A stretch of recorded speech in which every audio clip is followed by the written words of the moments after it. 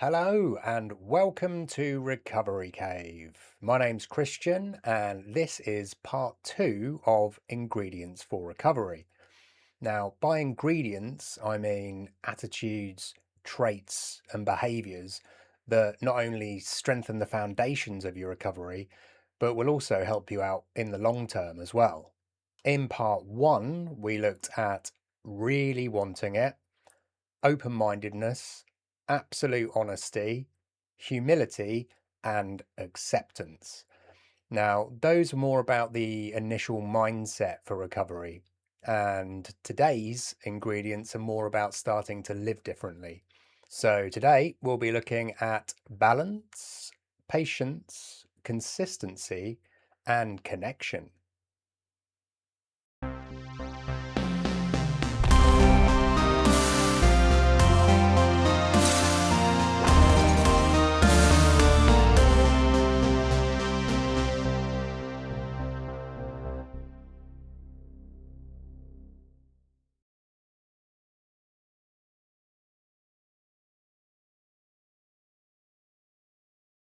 Now, I touched on this briefly in my video, What is Recovery, where I described addiction as being very digital.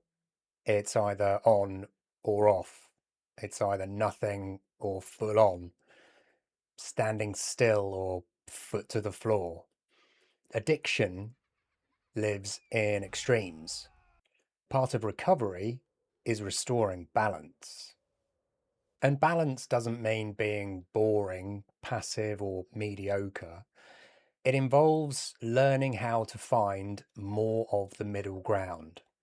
And that means proportion, perspective, steadiness, and emotional balance. Because a healthy, happy life lives mostly in the middle. And a good example of using balance in recovery is when dealing with relapse. Now, when people relapse, they can often swing to one of two extreme reactions. Extreme reaction number one is that it's an absolute catastrophe. Everything is lost. All the progress is gone. I've failed. What's the point? And that's not very helpful because that makes it easy to drown in all of the guilt and the shame and the self-hatred that come along with that. And that can take you back to some of your very darkest places. Extreme number two is where people treat the relapse way too lightly and basically say, well, it's part of the process. Happens, doesn't it? Just carry on. That's actually not very helpful either, because that breeds a sort of flippancy which can lead people to not take relapse seriously enough and then end up in a constant, never-ending cycle of lapses. A more balanced approach sits somewhere in the middle. It takes elements of each of the two extremes, but combines them into a more healthy and helpful way of dealing with relapse. So if you relapse, it's important to realize that it does matter and to take it seriously. It means that something's gone pretty badly wrong and requires some serious and ideally calm reflection. But it's also important to remember that relapse can happen. It doesn't erase all of the work and the progress that you'd made up to that point. And it certainly doesn't mean that your recovery is suddenly finished.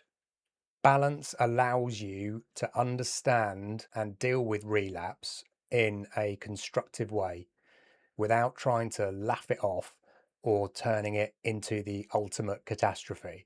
So, practicing and utilizing balance within your approach to recovery can be really helpful.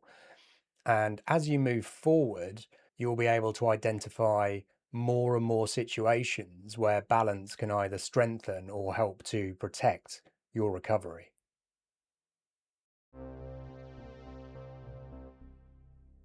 So, addiction conditions us towards immediacy, immediate escape, immediate relief, immediate comfort. If you don't like how you feel, you can call upon alcohol or drugs, and within a few minutes, you can change that. It's the addict now brain that I've talked about previously. Now, if you try and apply the addict now brain to recovery, it just won't work. Within not very long, you'll be thinking, oh, I'm doing all the right things and I still feel the same. I'm off down the boozer. And recovery often involves delayed gratification, gradual progress, repetition, and trust. It means putting effort in long before you see any results, watering the seeds and believing in the process. But in early recovery, I quite like the idea of a recovery pill. So like a pill that I'd be able to take that would instantly make me, I don't know, 5 years sober with all of the knowledge and wisdom that would come with and would make me never want to drink again. And I think back then, I probably, if I was offered, would have taken that pill. And I've often put that question to clients in early recovery, and they have mostly said they would also take the pill. But that's not how recovery works. You can't skip to the end and you can't fast forward through the process. And now that I know what I know and I've experienced what I've experienced over the last 9+ years, there's no way I would have taken that pill. I mean, not that it matters in a sense because the pill never existed, but that's not the point. The point is that patience, delayed gratification, and seeing yourself grow over time are a part of what makes recovery so rewarding. Growth, confidence, and self respect don't come from arriving at the destination, they come from being willing to be on the journey.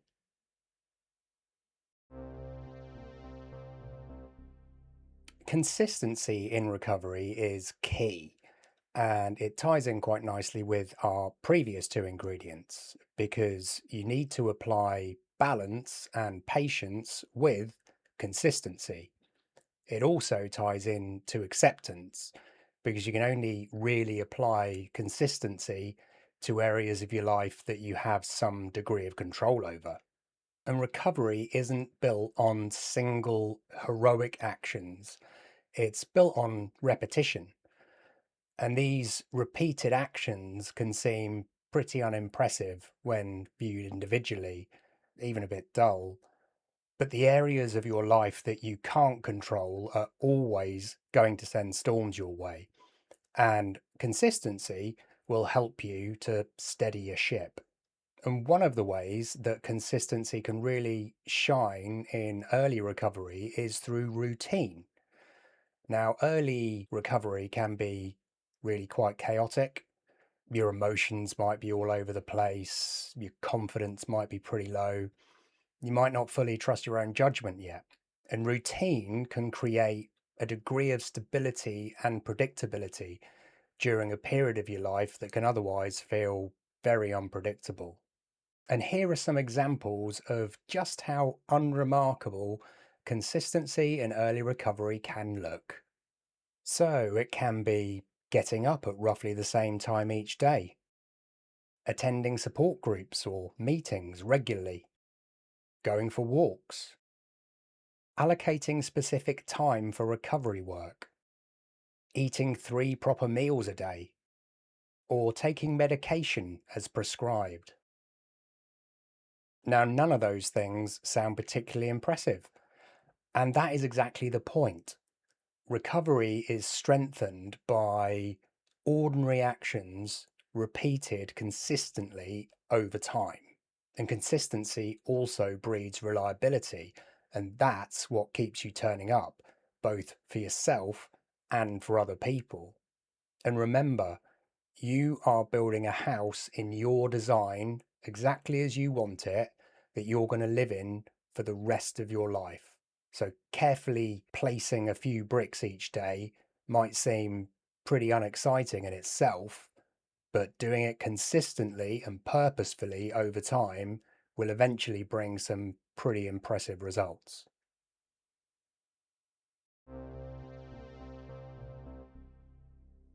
Now, I don't personally know anyone who has gone into and sustained their recovery without the help of others. I mean, there must be people out there that have managed to do that by themselves, and they might be incredibly proud that they have. But I just can't see why you'd want to. And this was massive for me in addiction. I was absolutely adamant that I didn't need help from anybody else. I could handle it on my own. I'd always handled all my own issues by myself previously, and why should this be any different? I came up with plan after plan to get my drinking back under control and back on my terms. And every plan failed, usually miserably. I associated getting help with being weak. And it took me a long time to accept the notion that I might actually need and benefit from the help of other people. But thankfully, I did eventually start to come round to the idea because connection makes recovery both easier and more fulfilling, especially connection with people that have an idea about what you're going through or what you're trying to achieve. Connection in recovery can take various forms. So, recovery groups or meetings, and these are where you'll meet people that get it. You'll connect with people whose stories have parallels with yours and find other people that think in the same way that you do. Counselors or therapists. So, these professionals might be able to help you identify some of the issues in your life that you might have been using drink or drugs to run and hide from. Friends and family. Now, although they might not be able to fully relate or fully understand to exactly what you're going through, building or rebuilding these relationships can help you build a bridge to a normal life. And online support networks. These can take many forms, from online meetings, recovery forums, and even supportive YouTube videos. And in a previous video, I alluded to the idea that addiction can be like the One Ring from Lord of the Rings. It can basically turn us all into Gollum.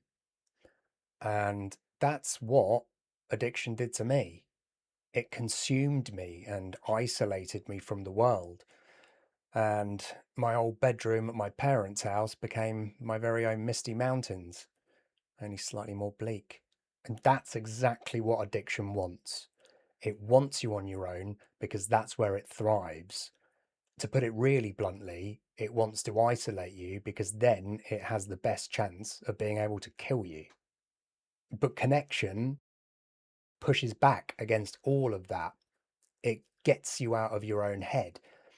It reminds you you're not the only person who's struggling, not the only person who's made some massive mistakes and got into some massive messes. It makes you feel less alone. So, admitting that you need help and using connection to find it does not mean that you're weak. It actually means that you're incredibly brave.